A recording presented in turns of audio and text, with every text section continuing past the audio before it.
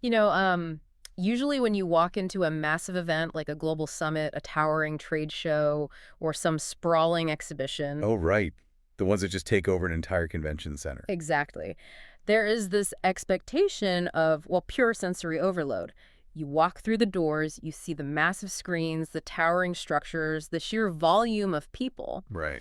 and the immediate reaction is just a very visceral, wow, they really built all this. Yeah, and I mean, it is an overwhelming feeling by design, you know. Oh, definitely. We are psychologically wired to be awed by scale.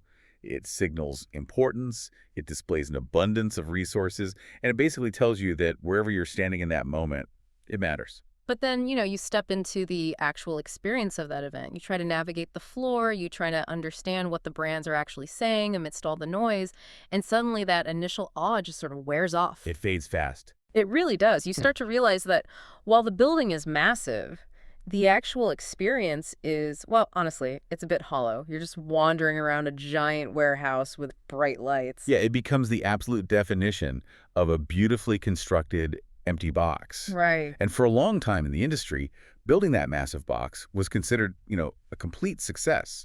The physical structure was the entire point. And that tension, that disconnect between building the box and actually designing the human experience that happens inside it is exactly what we're getting into today. It is a massive shift. It is. So, welcome to this deep dive. We are thrilled you're here with us because today we are looking at a radical transformation happening right now in the global event and MEE industry. And just quickly, for those who might not live in this world every day, MEE stands for Meetings, Incentives, Conferences, and Exhibitions. Right. And we are looking specifically at how this transformation is playing out in the GCC, or the Gulf Cooperation Council, Hmm? which is the economic and political union of Arab states bordering the Gulf. We have a phenomenal roadmap for this. We're grounding today's conversation in a really fascinating contributor piece written by Labid Asidmi. Yeah, it's a fantastic piece. It was published in the second issue of eventmag.me, which is the premier magazine for the event and MIC industry in the GCC. Labid is a senior leader with over 20 years of experience, spanning heavyweights like Saudi Aramco and rental urban development. Which, gives him a highly unique vantage point. Absolutely. He is actively engineering this industry from the inside out. He's literally watching the evolution from raw infrastructure to nuanced human experience. Now, just to frame our conversation for you listening, our goal here isn't to endorse any specific region's geopolitical policies or state initiatives. We are just here to impartially unpack Labid's inside perspective on how massive state-backed infrastructure in Saudi Arabia is forcing a fundamental shift in global event standards. Yeah, Labid argues that the kingdom is moving far beyond just building the biggest stage. They are actively redefining the global standard for experiential events.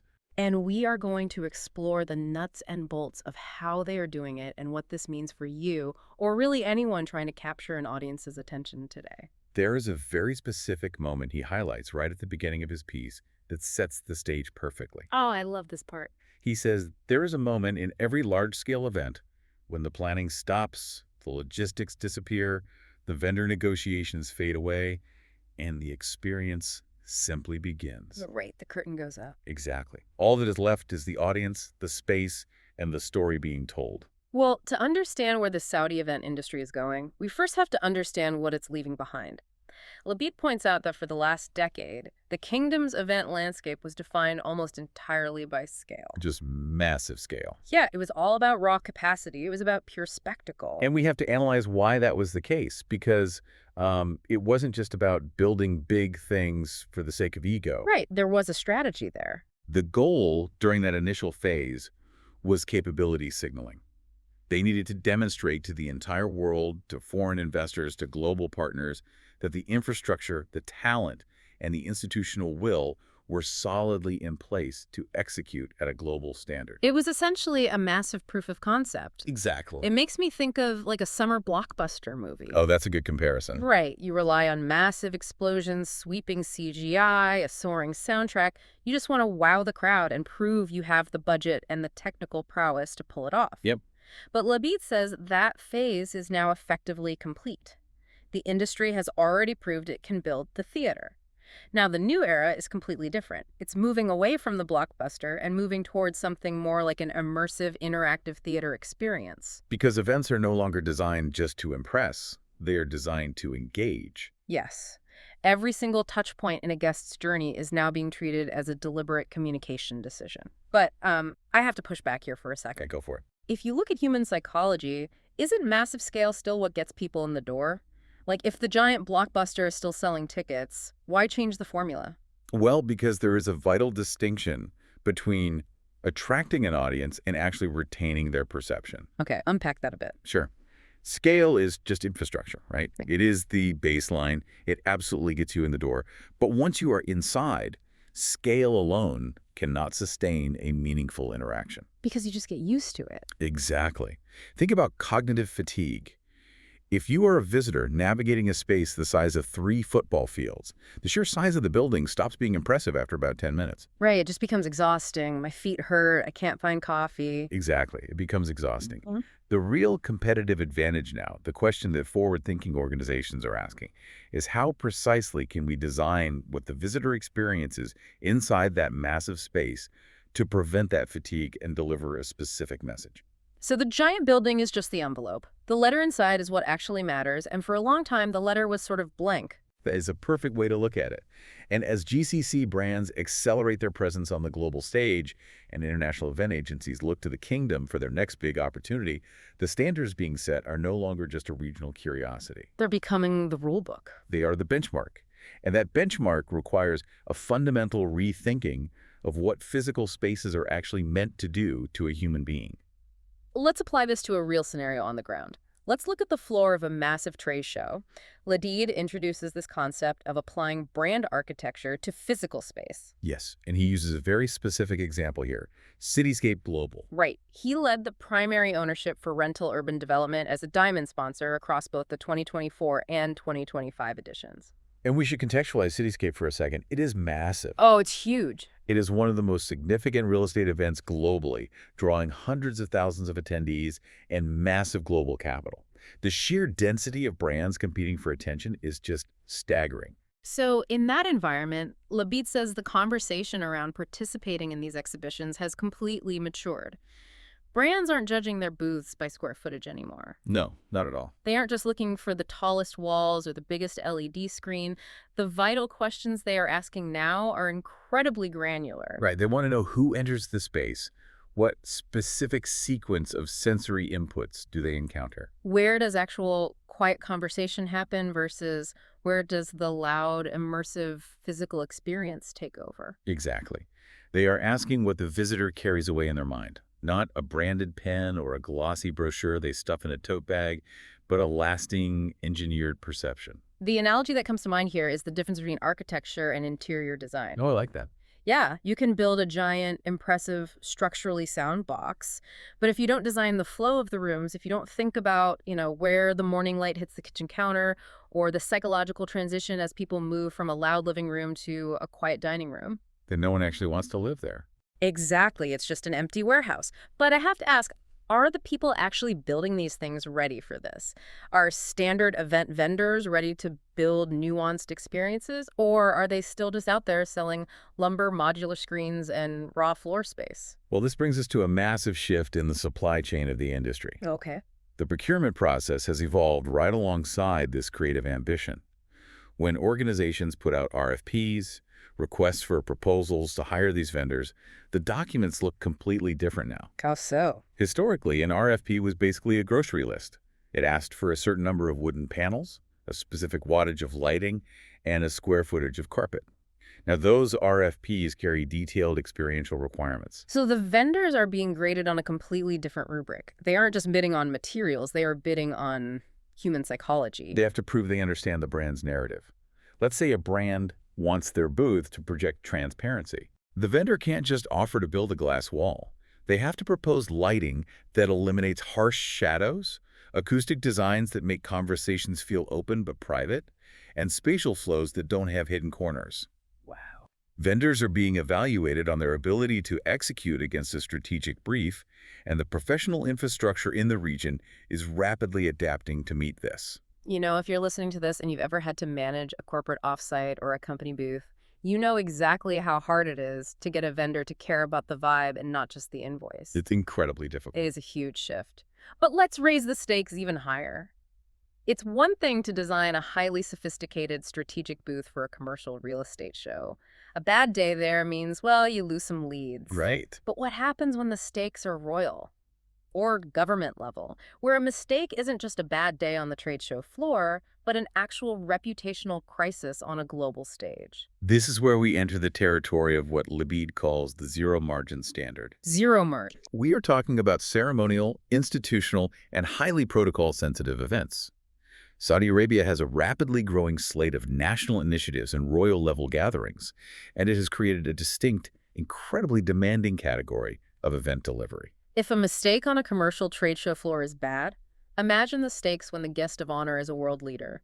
The prime example Labid gives in Event McMahon is the IKTVA Forum and Exhibition. Yes. This is a massive industrial and energy event, and he headed the branding for it over multiple years. We are talking about an event attended by His Royal Highness the Prince of the Eastern Province, alongside senior figures from the entire global energy industry. In those environments, the margin for error is effectively zero. Hence the name. Exactly. Every single visual system, every piece of content, every spatial identity decision has to hold up under the most intense protocol scrutiny imaginable. It sounds like conducting a live symphony where a single out-of-tune violin could cause an international incident. But what does zero margin actually mean on the ground? We aren't just talking about a typo on a banner, are we? Oh no, we are talking about the precise angle of a spotlight hitting a national flag. Oh. We are talking about the sight lines from the VIP seating area, ensuring that a visiting dignitary isn't forced to look past a structural beam, or that the acoustic bounce in a specific corner doesn't make a royal address echo uncomfortably. That is intensely specific. It has to be. You are balancing high-flying creative ambition with strict, unbending institutional protocol. Brand execution and institutional credibility become completely inseparable at this level. But seriously, how do you even train a team for that kind of pressure? You can't just hire a standard wedding planner or a corporate conference manager to handle royal protocol and high-level global energy executives simultaneously. You can't. And that specific skill set, protocol-sensitive experiential delivery at massive scale, is exceptionally rare anywhere in the world. I'd imagine. It is a hybrid discipline. It demands the ability to take a grand leadership vision, translate it into a flawless physical environment, and maintain absolute brand integrity under conditions where a single point of failure carries geopolitical reputational consequences. So it's part theatrical production, part diplomacy. Perfectly said. And because of the sheer volume of these high-stakes events happening in Saudi Arabia right now, the kingdom is currently cultivating a dense concentration of these exact professionals. Out of pure necessity. Yes, they are creating a unique global hub for this precise zero-margin expertise. So let's look at how this is actually done. Because it is easy to talk about flawless execution in theory, but how do organizations actually pull it off? That's the million-dollar question. Right. You have a beautiful 2D PDF document from an agency that looks amazing on a laptop screen, but reality has bad acoustics, weird lighting conditions, and a live audience making decisions in real time. How do you keep the vision from falling apart? Well, Labid identifies this as the spatial gap, the massive gulf between strategy on paper and reality in physical space. Okay. And to close that gap, he outlines 3 highly practical rules of execution. Okay, let's walk through these. I imagine the first hurdle is simply how these teams communicate. Like, if you want the physical space to match the brand message, the brand people and the event people can't be in different buildings. No. You can't draw the floor plan and then ask the marketing team what color to paint the walls. You've hit exactly on rule number 1. Integration cannot be delegated. Okay. The brand team, the events team, and the communications team must share a single strategic framework from day one. They have to be in the same room. You cannot bring the brand team into the conversation after the structural decisions are made. Because that is like writing a movie script after the sets are already built. You're just forcing the story to fit whatever rooms happen to be there instead of building the physical rooms to serve the narrative arc. Exactly. Moving from there, if integration is step 1, the next hurdle is execution. This brings us to the second rule. Vendor selection is a strategic decision, not just an operational one. Well, if you are evaluating vendors differently now through those narrative RFPs we mentioned earlier, you can't just hire a standard construction crew. No, you can't. You need partners who actually understand human experience, not just drywall and electrical wiring. Precisely. You need experiential partners, not just builders. If you evaluate a vendor strictly on their ability to put things together cheaply and quickly, without assessing if they align with your psychological strategy, you consistently end up with environments that look structurally finished but feel entirely hollow to the visitor. Which brings us to the actual visitor, the person walking through the door. Yes. And the third rule is perhaps the most profound shift in mindset. The guest journey is the deliverable. The guest journey is the deliverable. Yes. Square footage, production value, the visual scale, those are just inputs. The sequence of perceptions the visitor moves through from the moment they arrive to the moment they leave is the actual output. You must plan backward from that sequence. How does planning backward actually work in practice? Like, what does that meeting look like? Let's use a concrete scenario. Let's say the final memory or perception you want a visitor to walk away with is trust. Okay, trust. If you are planning forward, the traditional way, you look at your budget, you order some calming blue lights, you build a big impressive stage to look authoritative, and you hope trust happens. Right? But if you plan backward, you don't start with the lights. You start by asking what sequence of physical and sensory steps makes a human being feel secure. Oh, wow. So it changes the actual architecture of this space. Completely. Planning backward for trust might mean prioritizing expensive acoustic dampening so people can hear themselves think without overwhelming echo. That makes sense. It might mean eliminating a towering podium entirely and instead designing intimate, circular one-on-one seating areas that foster eye contact. The perception dictates the physical build. I have to jump in here with a reality check, though. Sure. Planning backward from an idealized guest experience, analyzing the psychology of eye contact and acoustic dampening, rather than planning forward from a strict budget spreadsheet. Isn't that just a recipe for blowing past your financial limits? It sounds like it. Yeah, it sounds like a blank check for creative teams to just go wild. It is a very common concern. But Labid's framework actually reframes the entire concept of cost. Think about it this way.